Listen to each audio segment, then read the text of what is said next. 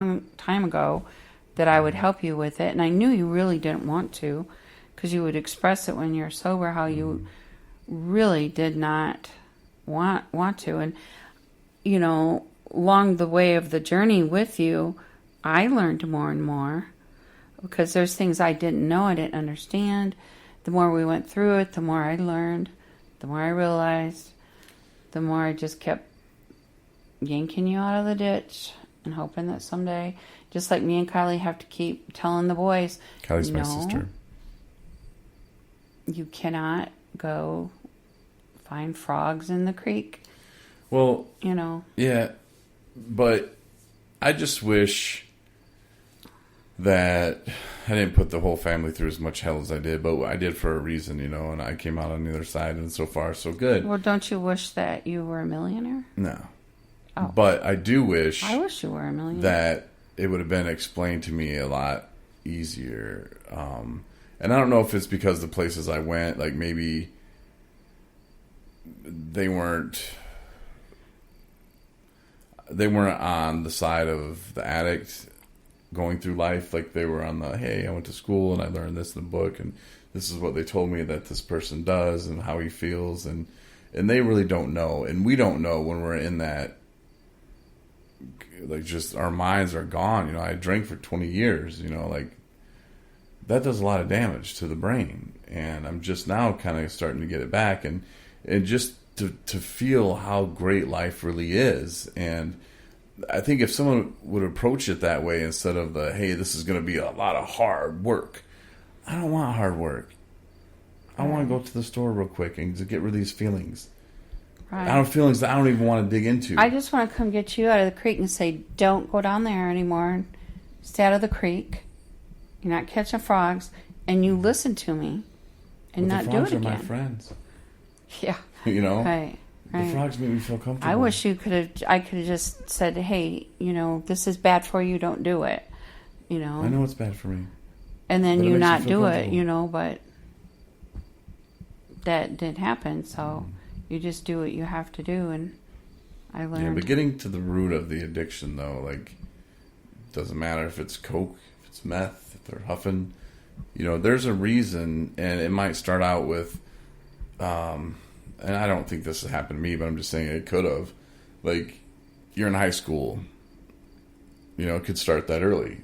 It started early for me, but not like this. So I'm about to give an example, but you break up with your girlfriend, or you win a big football game, and you're going out with your friends, and you're going out because you guys just won a big football game, and here we're going to go over to so-and-so's house, and they got beer, and party, and everything's fun. And then you break up with your girlfriend, and the same buddy's like, oh, man, screw her. Let's go get drunk, and let's have fun. Well, you start associating those feelings with, okay, and hey, I closed a big deal at work, or hey, now I'm in college, and guess what? Pass that exam. Hey, let's go get drunk. Hey, like you start turning everything into that being your reward. And just like when you ring a bell, like if you give a dog a biscuit every time you ring a bell. Well, not you ring that bell and the dog's coming. Everybody in that group ends up going down that path. Mm-mm. But there's maybe it's something to do with certain personality types or something. Or what they're going through. We had a group of friends, Mike and I did, and there were some that ended up with, we would get together and have a party. And then life started happening and you got more responsible and you realized you can't party all the time. Life's not a party. But there were some of them that didn't come out of that. They kept it up, and now, and I know someone that, well, I'm sure that person's not listening, to this day, drinks way, way, way too much. However, I say however a lot, and I kind of wish I could quit doing that. But anyway, that's my new word instead of however. Right, so anyway, this person drinks too much, and yeah, and then I know, like, people from your group of friends, Jerry's group of friends, everybody's school group of friends that did that, and even Kylie's.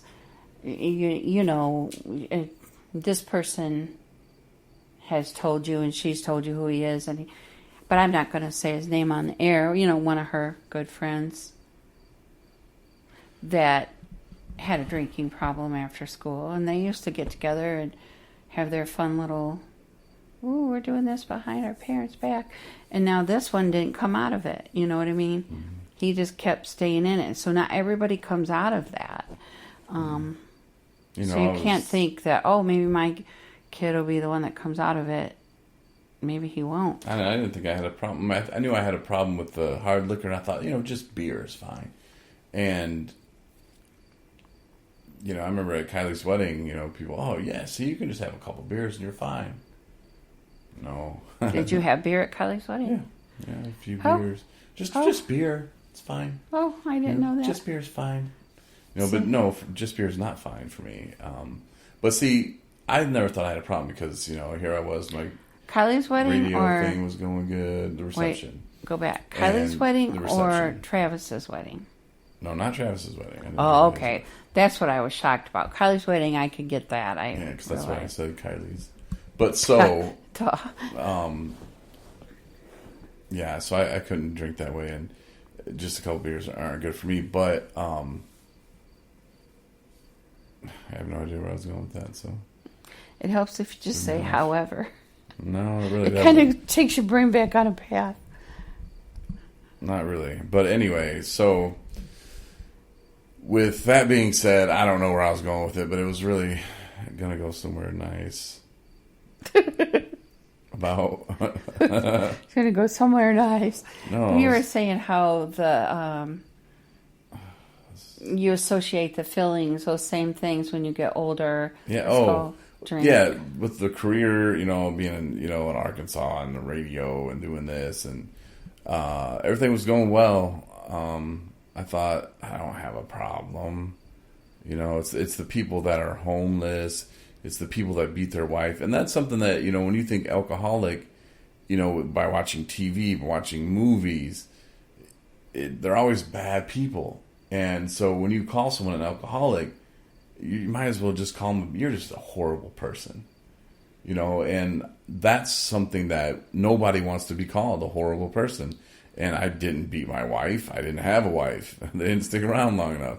And, I never had kids. So, all this responsibility that all my friends had that grew out of the drinking all the time stage, I didn't have that. I didn't have kids to watch. I didn't have anything. I just went to work, talked on the radio, came home, and felt alone. So I drank. Yeah. And I didn't like the feeling of not drinking because I didn't know what to do. And alcohol is so crazy, and it will mess your brain up, and you will tell yourself just the dumbest things, and it'll make sense to you because your brain's like, yeah. And it's not really funny, but when you are really, really super drunk, like you've been, like the 4, what is it? 0.5 point, I don't know how it goes. Yeah. The 4s when you're up that messed up. Mm-hmm. The crazy shit you tell yourself, you have no idea the crazy crap you would tell me, too. It's and nothing would make sense. And then I'd find myself trying to discuss it back with you, and then I'd realize, why am I even talking to him right now? He's so out of it, and what he said made absolutely no sense, but you thought it did, Mm-hmm. And you tell me the craziest stuff, too. Mm-hmm. So I can imagine what you told yourself.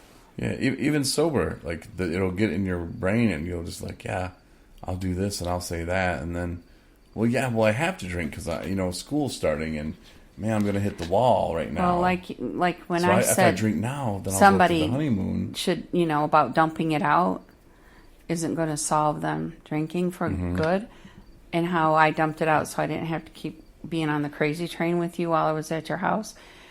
But you said be careful.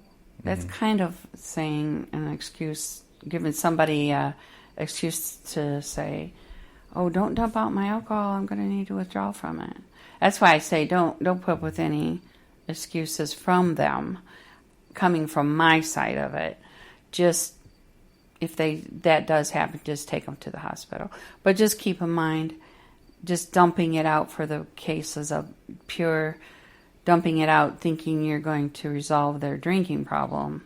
No, but if you need peace of mind while you're staying with them or something, knowing that they'll get sober at least while you're there.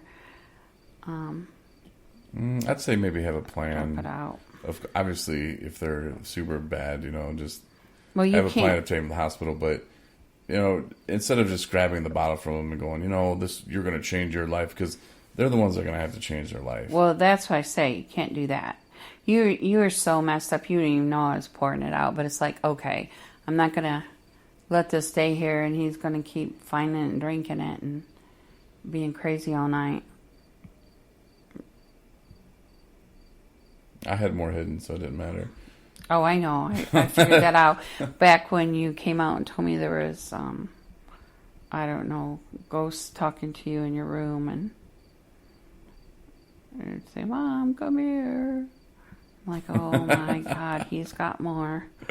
It's getting crazier. But yeah, I don't know how we got back on the pouring it out subject. Other than what you said about your excuses of, well, if I just do this, then I'll do that, and I'll say this, and then, oh, I know, I'll tell my mom, or I'll tell them I have to have that in case I start withdrawing.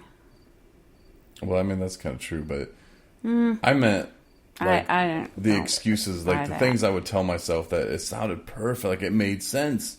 Like, yeah, I don't want to be starting this semester at college hitting the wall, feeling depressed. Nothing's going to make me happy when if I drink now, I can take about a week off, to detox myself. And then when I go back to school, I'll be in the honeymoon phase, so everything will be great again, and it'll be perfect. Like, that just doesn't make sense. Like, Right. stick it out, man.